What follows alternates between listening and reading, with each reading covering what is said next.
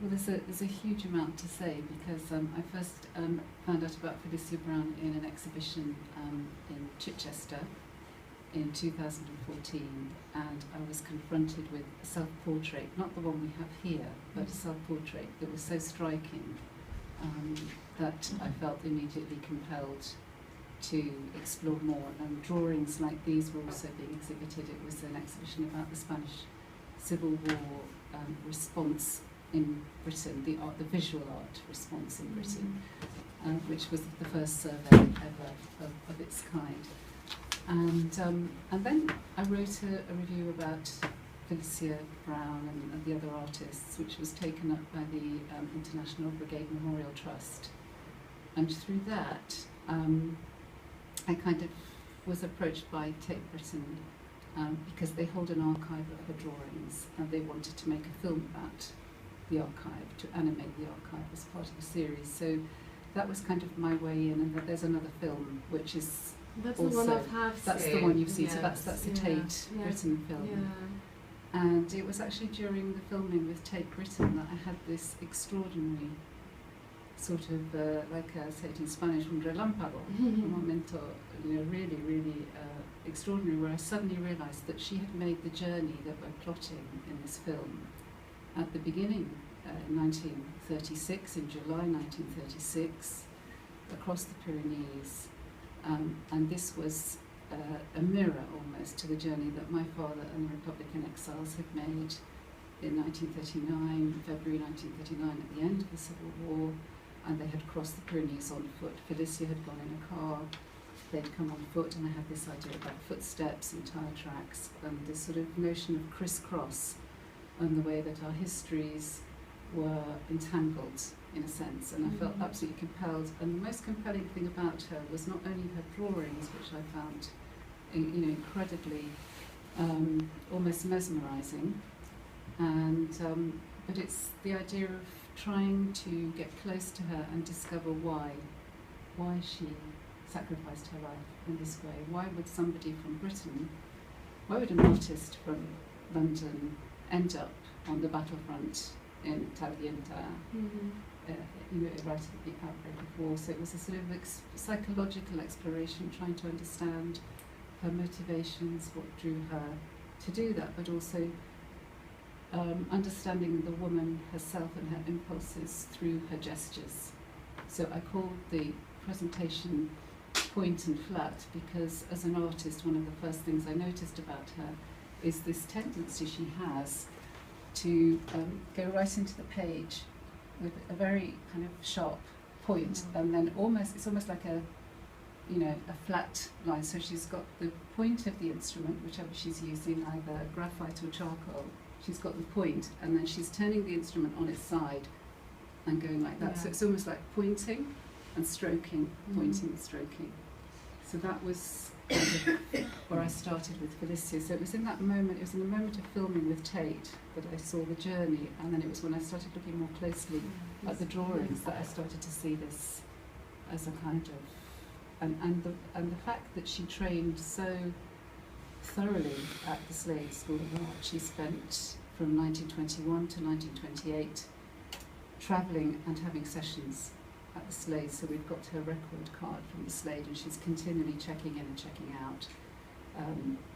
But then I think her wanderlust takes over, and she travels and draws on her travels. And her skill is so great that she can conjure a figure or an impression very, very rapidly, and that intrigued me too, the kind of impulsiveness that I could sense, or the rapid way that her mind seemed to work, which seems to be a little bit borne out. It may be fanciful on my part, that some of the decisions that she made were actually, split decisions, which proved, unfortunately, the end of her life fatal. But it's, that's kind of the backstory. And then what we have here, obviously, is a collaboration with poets. So Jenny Riverola has looked very carefully at Felicia's letters. So what the Tate have is they have drawings and they have letters, some of which relate to the stages. So there's a letter from I'm not sure which one this is, but there's a very, very long letter from Paris when she's on her way to Spain. There's a very long letter from Barcelona. Mm-hmm. There's a couple from London, and what Jenny has done is draw out the information that we have in those letters, and in fact some of the phrases in the poems, some of the allusions in the poems relate to the letters. So we're kind of both looking at line, but one is the written line and the other is the drawing. Yes, I was thinking that obviously one of the things I said that Sonia is a multiform artist. She works very much with objects, and I noticed that every painting that you had, there was an object there which related to both the poem that was being presented and also, your own painting. Can you tell me a little bit about the process of choosing these objects? Some objects I have seen before. Yes. The typewriters. Yes. And well, for me, the object work is sort of almost where I begin. So a bit like how Jenny picks out phrases and words in the poems, I might look at the story and say, okay, there's a mention that I think it's in Calais. So we fiddled around a bit with the time frame and the stages, but it's in Calais that the GB play falls off. And her travelling companion, Edith Bowne, who we don't go into much here, but is an extraordinary story, the friendship and what happens between them.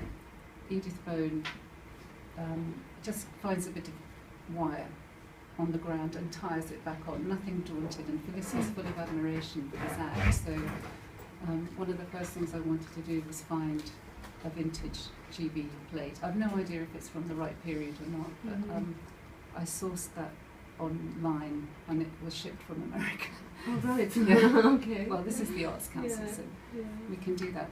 But for me, it's about sort of finding a reference point, a very concrete reference point, and adding another layer of meaning, so that because I work in a very abstract form, it's like another way for a viewer to come in and see maybe what the depth of the story might bring if they want to explore further. So we very often, there's a huge amount of research and history involved in most of what I do, so it's kind of a way of just saying there's a bit more here, there's a bit more, and also creating atmosphere. I mean, for me, objects contain so much. It's they're just crying out to be used in this way for me.